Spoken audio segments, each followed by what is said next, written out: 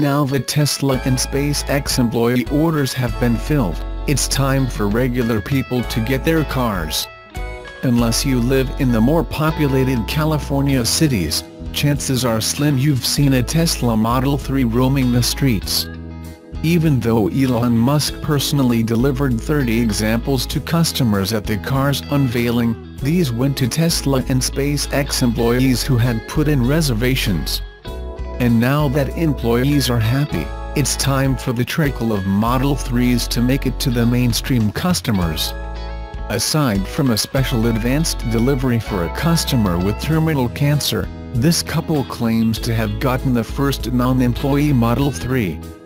As luck would have it, they recorded the entire pickup experience, giving us a glimpse into what it feels like to get their hands on a car that's supposed to change the world, as well as letting us see some parts of the car not yet revealed to the majority of the world.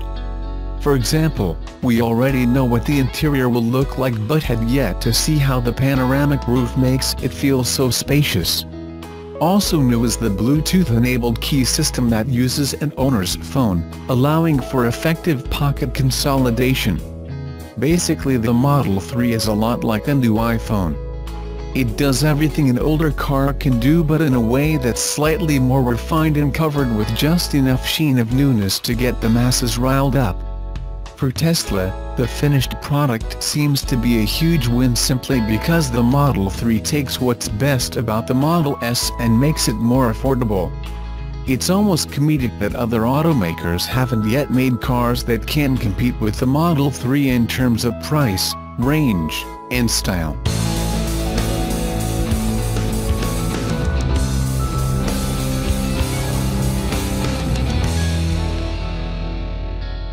Elon Musk's plan to conquer the world of commercial trucking may have encountered its first speed bump. Thor Trucks, a Los Angeles-based startup, has unveiled an all-electric semi that offers corporate customers an alternative to the Tesla Semi. Thor's ET1 is scheduled to hit roads in 2019, the same time expected for the Tesla Semi. ET1 has a range of 300 miles off a single battery charge while carrying 40 tons of freight. Tesla offers two Semi models, one that has a range of 300 miles and another with a 500-mile range, both off of a single charge. Both Thor and Tesla's 300-mile range trucks have a $150,000 price tag. Tesla's 500-mile range truck will cost $180,000. An average Class 8 semi-truck costs around $120,000 and burns about $70,000 worth of diesel fuel per year, according to The Verge. The hope for companies to purchase an all-electric truck versus a non-electric one, according to Thor, is in the after-purchase expenses. The ET1 will cost companies 60% less per mile in maintenance and 70% less per mile in fuel when compared to non-electric semi-trucks. Tesla has already booked some big orders for a Semi. Anheuser-Busch placed an order for 40 earlier this month. Walmart pre-ordered 15 in November, and trucking company J.B. Hunt has reportedly pre-ordered as many as 40 itself. Thor, perhaps realizing Tesla's head start, says it hopes to work alongside the electric car giant, rather than directly compete against it.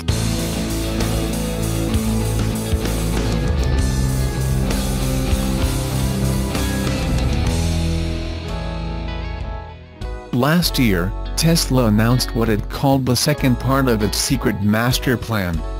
Among several other promises, Tesla said it plans to offer a pickup truck at some point in the future, potentially called the Model U.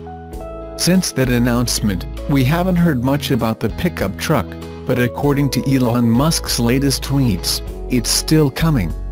Musk took to Twitter to ask how Tesla can improve. When one user mentioned the electric pickup truck, Musk replied saying it will arrive after the compact crossover, the Model Y, goes on sale. Musk said, "Have had the core design and engineering elements in my mind for almost 5 years. Am dying to build it."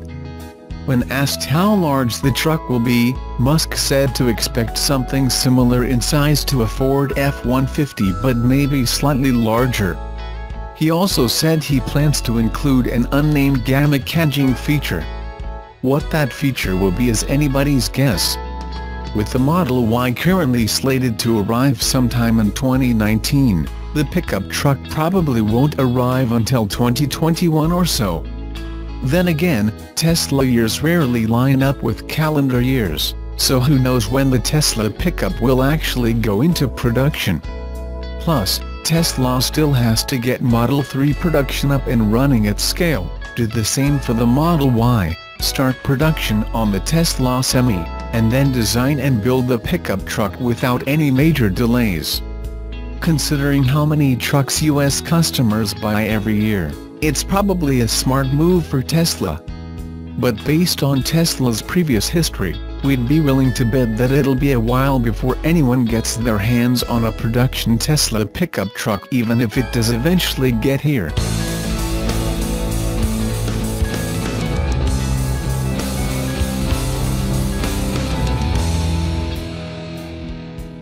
Despite introducing a significant design refresh with the 2018 Leaf, Nissan has showed interest in launching new sportier versions of its new electric car. They have now released the first image, pictured above, of a new Leaf GT electric car concept to be unveiled at the 2018 Tokyo Auto Salon next month. This grand touring concept of the new Nissan Leaf is coming right after the Japanese automaker unveiled the Leaf with a Nismo upgrade. Those concepts haven't amounted to much so far. They unveiled the Leaf Nismo RC concept in 2011 and not much came of it, though Nissan released a special edition Leaf Aerostyle just for the Japanese market that was inspired by Nismo. But after unveiling the new Leaf in September, Nissan design chief Alfonso Albiza said last month that they were considering launching performance versions. And now we get to see two new concepts, the new Leaf GT and the Leaf Nismo. Both vehicles will be displayed at the Tokyo Auto Salon 2018 from January 12 to 14.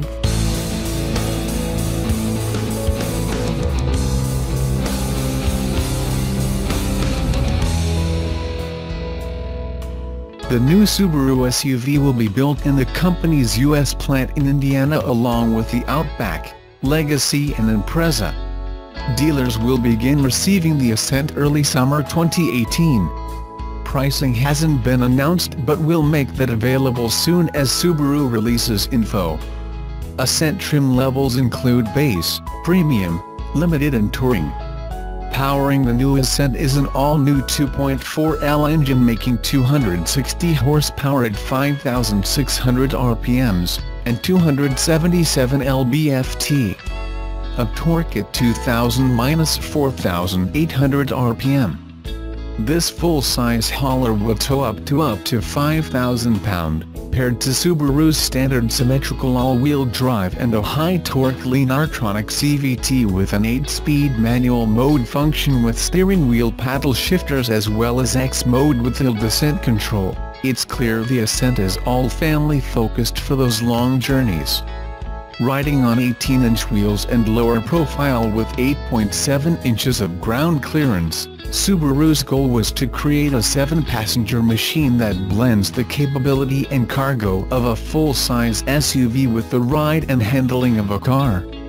We should get a chance to test drive the Ascent in the new year and will provide our own feedback on power and handling. The cabin will feature loads of tech including a new 4G LTE Wi-Fi setup. An EyeSight driver assist comes standard in the Ascent, usually an option in other Subaru products. Stepping inside, the cabin feels roomy, as you'd expect. With a 113.8-inch wheelbase and 153.5 cubic feet of passenger volume, families definitely have room and plenty of cargo space, especially with rear doors that open 75 degrees for improved access to the third row. Add 8 USB ports, a 120-volt power outlet based in the rear of the center console, standard 3-zone automatic climate control, and the Starlink multimedia system with a multi-touch high-resolution display screen with Apple CarPlay and Android Auto integration. Connectivity is pretty much covered.